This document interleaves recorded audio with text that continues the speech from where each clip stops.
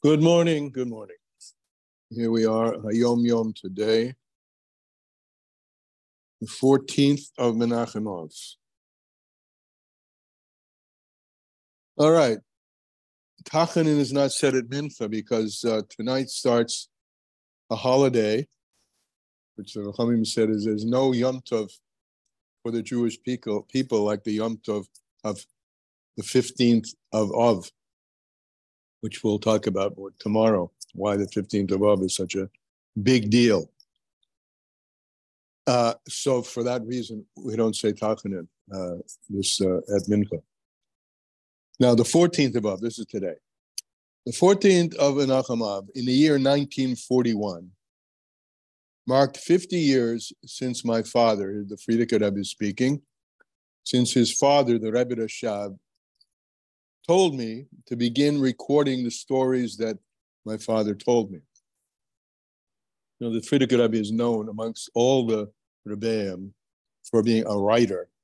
He wrote a lot, and he recorded a lot of what we have in terms of awareness and knowledge of what's happened in the past is through the pen of the Frierdiker Rebbe. And this happened not by accident. He was instructed by his father, the Rebbe Rashab, to begin writing down the stories. So when the Tzemach Tzedek began writing on Talmudic and Hasidic subjects, we're going back a couple of generations to the grandson of the Alter Rebbe. When the Tzemach Tzedek began writing the Talmud and Hasidic subjects, the Alter Rebbe said to him, there's a Maimer Chazal which says "Ukanei lecha chaver," which is an advice that's given by Chazal. You should acquire a friend. Kana is to acquire, and chaver is a friend. It's good to have a friend. It is very good to have a friend. It's someone you can really, spill your beans to, so to speak. Someone who you can feel free to talk with. So it's important, the Chazal tell us, to acquire a friend. Now we're going to play on these words. The Alter Rebbe is actually going to play on these words with the Tzemach Tzedek. So it means literally acquire a friend. But you read it, instead of ukaneh, to acquire, v'kaneh, kaneh, we'll say it in Hebrew, v'kaneh lecha chaver. The word kaneh, which is in consonants similar to acquire, kaneh, means a pen, particularly a quill. It says, and the kaneh, so he's going to darshan it, the Alter Rebbe darshaned it for the Tzemach Tzedek, said, read it, the pen will be your friend. So the quill shall be your friend. So my father, now we're back here to the Frierdiker Rebbe speaking about the Rebbe Rashab who told him, quoting the Alter Rebbe said, the kana, etc., the quill shall be your friend. And what did the Alter Rebbe mean by that? Excuse me, when he's told that to the Tzemach Tzedek? This refers to the quill of the heart. The quill of the heart. Meaning that whatever one learns, one must experience emotionally. Put your heart into it. So it's interesting how far we went from acquire a friend to make the pen your friend and make it something that is joined with your heart, so that your heart is put into your writing. Your heart is put into everything you do. So the Frierdiker Rebbe put his heart into his writing. Okay, and this actually opens up today's discussion. Because what you write, since our discussion is about letters, and we're going to review a little bit here, about letters that you either speak or write, but that's just the external dimension of the letters coming from my mouth or the letters on the piece of paper. That's what we call the chomer, the physicality of the letters. But the letters have a deeper root, in this case, in your heart. And in the case of God, and this is what we're talking about today and yesterday and today, We're exploring a metaphor of letters and names to understand something about Hashem. Because we have a word for Hashem, right? Yud Ke Vav Ke, Havaya, right? Yud Haveh. The letter Yud, Haveh, brings everything into being. It says, the Chazal say, from the letter Yud he created, we learned this yesterday, the Olam Haba. From the letter Yud he created the future world, the world of the spirit, the world to come. And with the Hey, he created this world. So I'm going to remind us, before we plunge into today, we actually learned quite a bit about this back in Shar Yichud Ve'emunah, the book that we on the unity of Hashem. And I'm going to read now from there, just in English, so you don't have to be following anything, but just listen. So the Alter Rebbe quotes in Shar Yichud Ve'emunah a pasuk. The pasuk says, "La'olam Hashem devorach hanitza b'shamayim." Forever, God, your word, and this is what we're being concentrated. Your word, your spoken word, the language that you, God, use, is the language, the letters that came out of your mouth. This is all metaphor, of course. The letters that came out of your mouth, Yud Haveh. Your name is an imprint of the letter Yud Haveh, bringing everything into being. The letter Yud being an emblem, a sign, just a dot for something which is unexpressible, unspeakable, and therefore just contained in a dot, because it has no form. It has nothing you can really say about it, no descriptor. It's a simple point. But that point, single point, which is the Yud of Hashem's name, has an origin in the simplicity, in the inarticulate, so to speak. We're mixing metaphors here. In the unspoken. And it's from the unspoken that the spoken comes, right? We'll just think about that in terms of ourselves. From the unspoken, the inner, from our thought, and even deeper, the unspoken comes the spoken. All right, so this metaphor is used in Pasuk. Your words, Hashem, are what makes the heavens stand. And the Baal Shem Tov, I'm reading again, this in English now, the Baal Shem Tov said, on the Pasuk, the David HaMelech said that the word is standing forever in the heaven. The Baal Shem Tov said that this so-called words and word that you speak, when he said, let there be light, yehi or, let there be a rakia, let there be a firmament. So these so-called words and letters, and these words are standing and are perpetual within the heaven and up in the sky, and they're enclosed within all of the levels of physical atmosphere, the levels which physical atmosphere corresponds to spiritual levels, and they are there forever, these letters and these words, to enliven them. As is written in Pasuk, it says, Devar Elakim Yakum La'olam. The word of Hashem stands forever, and your language and your words bring everything into being and keep everything into being. And then the Alter Rebbe says the following. He says, because if the letters of Godspeak, if the letters of Godspeak were to be retracted for even a moment, everything would revert to its source, to the Yud and then beyond the Yud, to the place of no existence, and all of creation would disappear. So the metaphor, this is Shar Yichud Ve'emunah. So we have established way back weeks ago, that language is the metaphor for creation. And with that, we'll now take on, lessons in Tanya first. We'll take on today's Tanya, which is starting on page 78, the bottom of page 78 in Lessons in Tanya. And in the Kuti Amorim, starting on page 214. This is our second installment of a 7-installment treatise on the nature of language, by which we will understand language as a metaphor for the expression of godliness. We started with a pasuk yesterday. It said, that King David made a name, the name for him. He made a name for himself. And there are various explanations. One, because of his heroism. He made a name. He was a big name. He was a star, we would say. He's got a name, right? Now, Hashem, in the metaphor, makes a name. He takes his innerness, which is beyond subdivision and beyond multiplicity, and he brings it into, quote, letters, the specific letters, Yud, He, Vav, He. All right? So we'll start.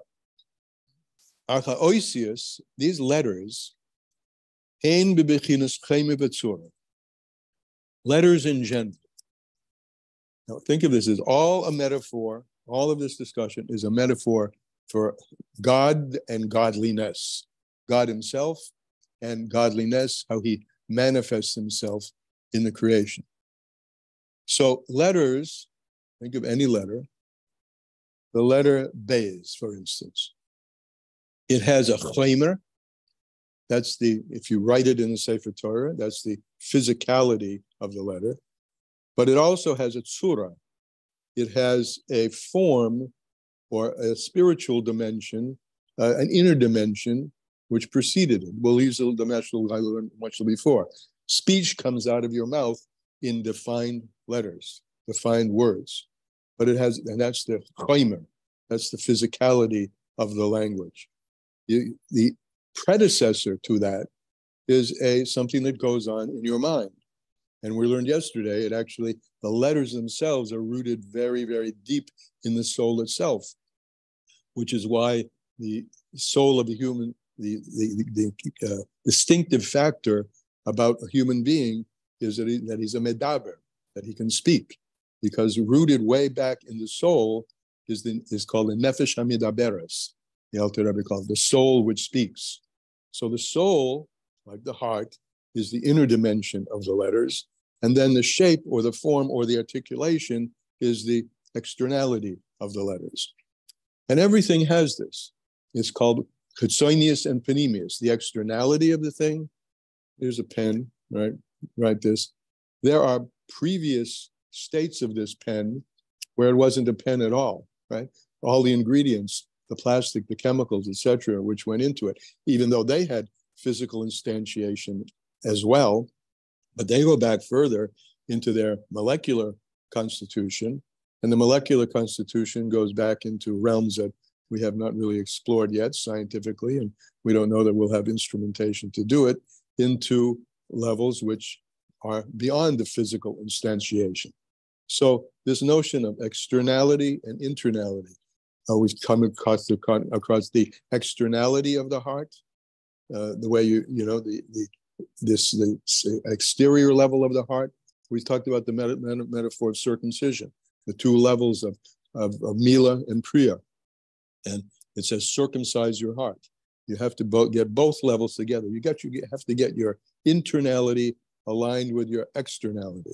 So the externality is the chaimer, the physicality, the shape of can touch it, and the tzura is the internality.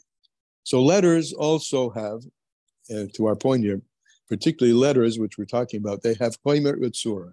They have physicality, the shape, and they have what the source for that physicality, which is called the tzura.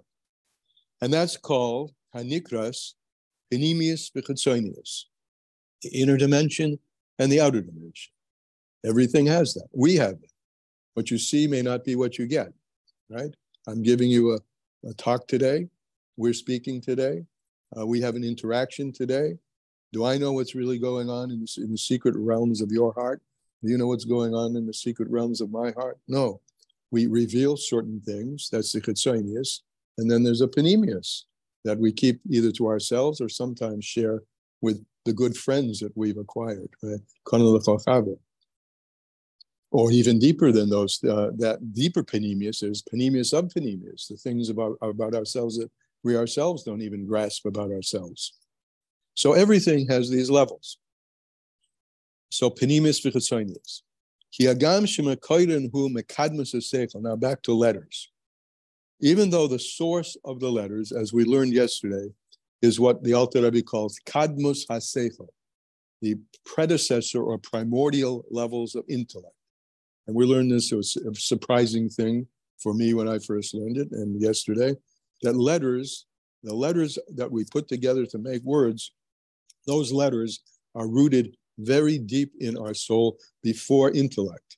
And he told us, and it's very clear if we think about what he said, that when I'm talking and you're talking, we are not thinking about what letters to put together. We think about correctly the right word to choose, right? When we're trying to be precise about what we're saying. But the letters that go into the word, we don't choose. We don't think about them. They're beyond seichel. They're deeper than seichel, and that's what he calls kadmus ha-seichel. Why are we talking about this? Because we're talking ultimately about the letters of the Shem Havayim. Yud Ke Vav Ke. He creates everything with speech, right? He spoke, he said, and things were. That's the speech. And when anyone speaks, he speaks with particular letters. And the letters are not function of seichel, they're function of deeper than seichel. So the name of God, David made a name.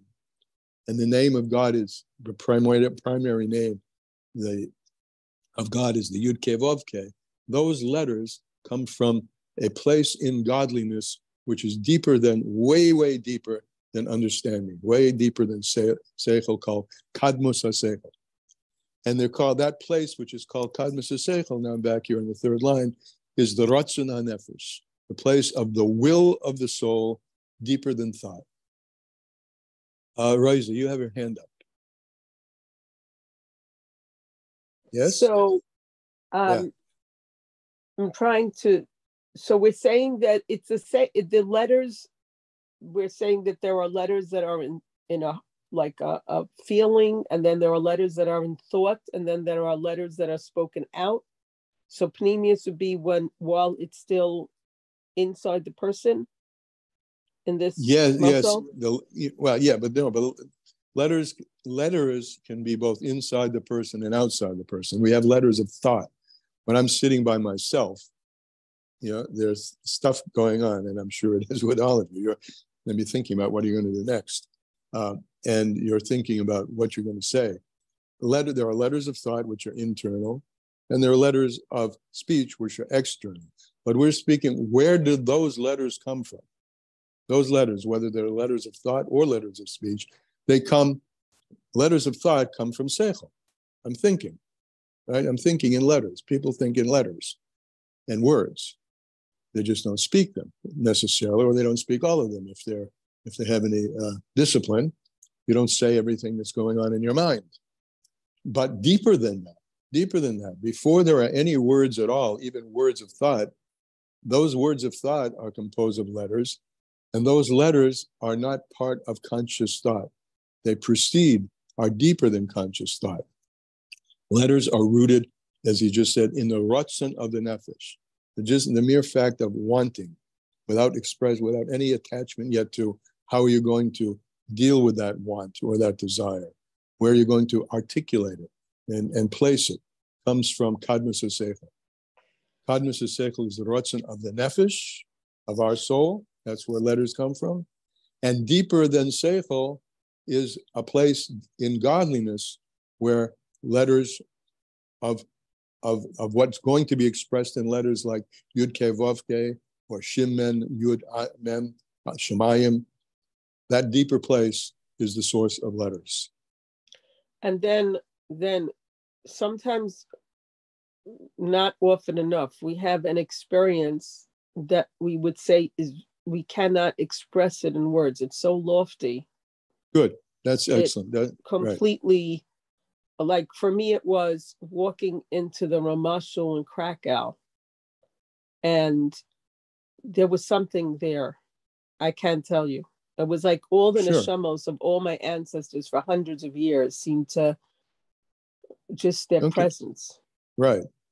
So there are as we say in English, it's beyond words, right? So when we say beyond words, that's also pneumius. That's pneumius. But this goes on and on, infinite regressions. What's one place pneumius has a pneumius to that, and the pneumius to that. Especially, it goes on in even a human.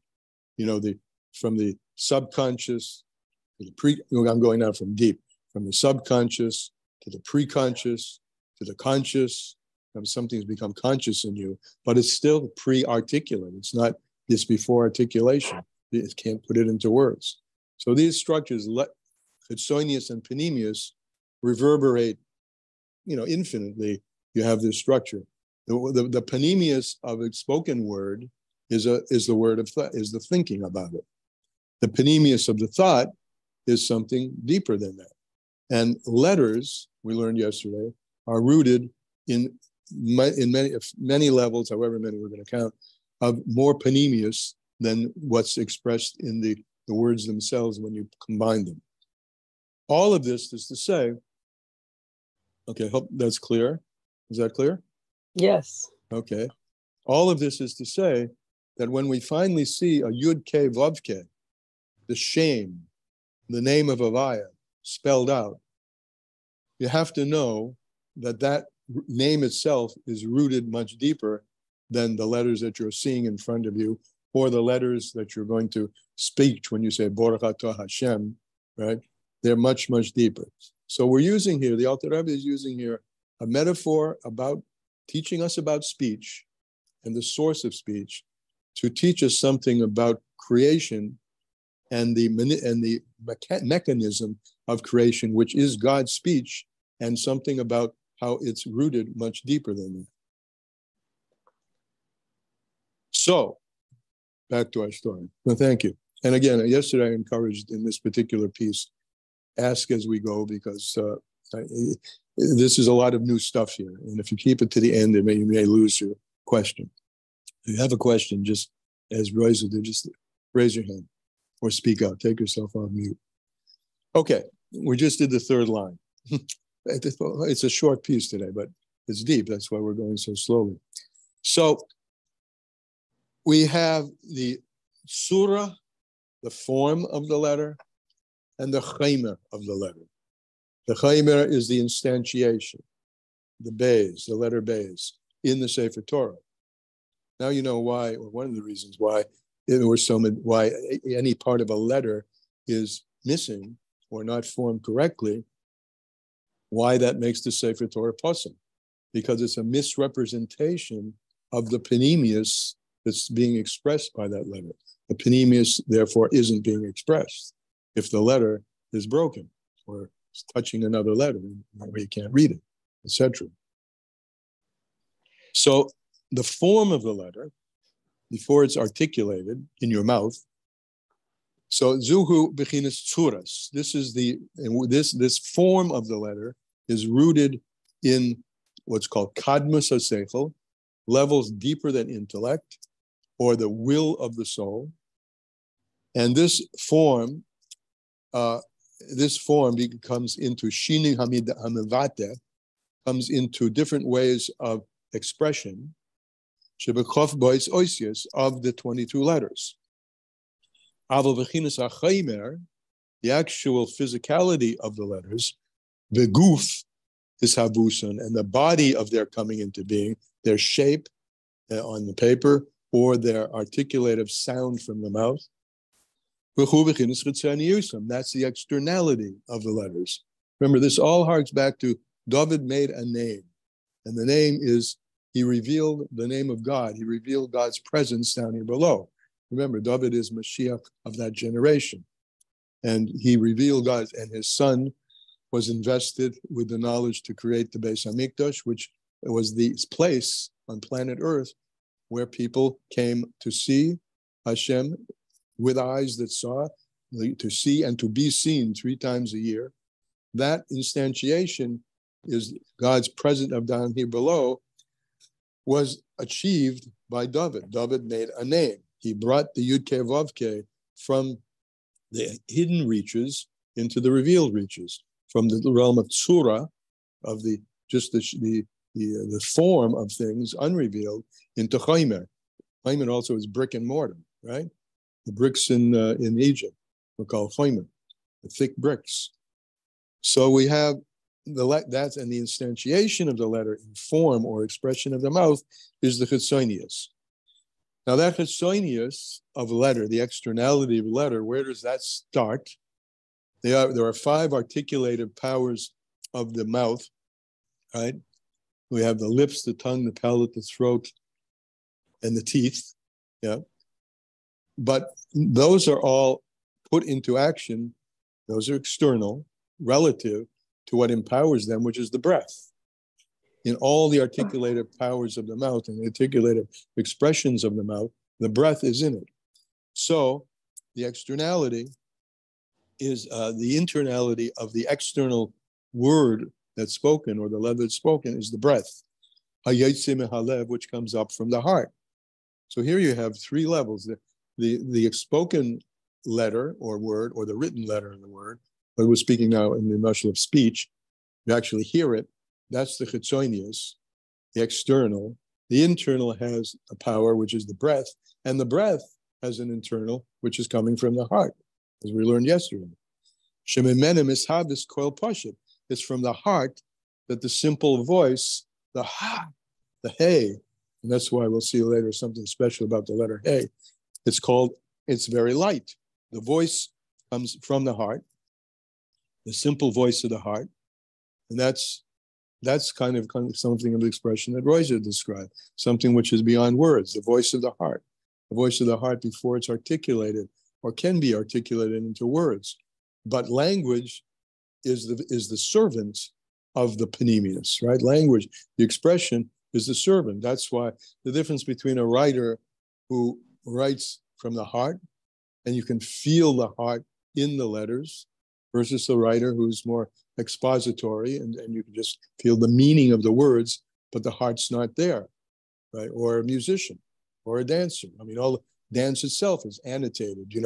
Choreographers annotate the movements in a dance. That's a form of language. That language is meant, however, to express the heart and soul of the dancer. So the heart and soul is the panemius, and the external expression of the dance, or the words on the page, or the music, is the articulation. Driven, hopefully, by the inner dimension, which is the simple voice. The hagoiden, which comes from the throat. The voice comes from the throat. And afterwards, that simple voice is nechlech, or nechalek, divided into kof beis ha'ibores, into 22 articulations. Ubiti kol bois oisis, and the utterance of the 22 letters, they come from the he motsois, from the 5 goings out, exit points, as is known, of the mouth. We have, for instance, the aleph, the s, the he, and the ayin, particularly if you're pronouncing them the way the Yemenites do. They come from the throat. The one that we really see is the hes, but that's one family of letters come from the throat. And then we have the gimel, the yud, the kof, and the chof from the palate. Think about the gimel. If you say the gimel, you have to put you up into your palate. Even the yud, the tongue is against the palate, etc. And these are 2 of the 5. You have the teeth, the tongue, the palate, the throat, and the lips. 5. No accident, it's 5. These are called the 5 gevuras. This is the hey of God's name. The hey begins the articulation. And this is, I'll recapitulate a little bit of what we learned yesterday. Yud K we talked about. It says, Yud K Sur Elomim. With a Yud and a Hey, he made the shape. He shaped all the worlds. The Yud is Chokhmah, which is the first emergence of Seichel, but it's not yet developed. Therefore, it's represented as a point. The Hey is called Bina, where Seichel becomes developed into something that has length and width. It takes shape. And the world takes shape with the Yud empowering the Hey. The Yud Kei Tzur Elamim. He builds the worlds. He builds the worlds with his speech. He builds his speech with his letters, and he builds his letters from his essence. So all of this is we're layering on here, human language and God talk. God speak and human speak. Umavata hahevel, and the articulated or the expression of the voice, of just the raw voice, he ois hey. He now talks about the letter hey. Say the letter hey. You're not touching any of those other articulative mechanisms of the mouth. So the ois he is called the ata kalila, a light letter, very light. It's just air. Behu makar hachoimer, and this light air, now come back to physical speech, is the source of all the chumrius, the substantiality of all the other letters, because you can't say any of the letters based from the lips, say, without there being breath into it. You can't say ches without there being breath into it. So the hey is the light letter. Though it's physical itself, and therefore it's a choimer, it represents the panemius, which is the tzura, the form. It's the potential form of everything has a potential from the breath being formed in different ways. So the letter He, it's the source of the physicality, the gufa oisius, and it's the source of the body of all the letters, terem hischalchusan, before they become divided into the 22 letters of the alphabet. And therefore, since the He is the panemius of all letters, so our sages have said, She'olam hazeh nivra behei. This world has been created with the He. The He is the first physical instantiation of something which is the panemius of all the letters. So this is, the letter He is the source of the physical, which is olam hazeh. And there's a behei nivra olam hazeh. With the He, he created this world, and biyud, which is deeper than that, he created olam haba, the upper worlds, the spiritual worlds. That's today's time. And again, keep in mind, please keep in mind what we're doing here. First, we're learning something quite, to me, astounding about language, human language, rooted deep in the nefesh hamidaberes, the soul, the speaking soul, that we have a power to speak. Those letters are rooted deep in our soul before intellect, where we take those letters and put them into words. But at the same time, this is a metaphor for God himself. Yud Ke Vav Ke is the articulation, the expression of godliness in the world, rooted much deeper in Kadmus HaSeichel, in the deeper roots of God, before any so-called articulation. Remember, where articulation is the dominant metaphor for creation. So creation comes through speech, which comes through letters which precede them and which are rooted deeper than speech. So simultaneously, we're learning about speech and we're learning about Yud Ke Vav Ke, God's holy name. All right. Any comments? I'm very frustrated, when there are no comments, I'm wondering who's out there thinking, I don't get this at all. And maybe nobody. I have a question. Yes. So, with the Simsum, that what Hashem create, did the Simsum into letters? Yes. Just like every letter comes through the 5 articulated powers of the mouth, each of those articulated powers is a simsum. Contracting the breath. You're absolutely right. Simsum is the metaphor for taking the kadmus HaSeichel, the spirit, and condensing it into articulation. Good. Okay, now the other question is, so there were the 5 letters, but the He stands alone because it's part. It's the breath. It's the panemius of them all. Okay. Yeah, just a simple breath.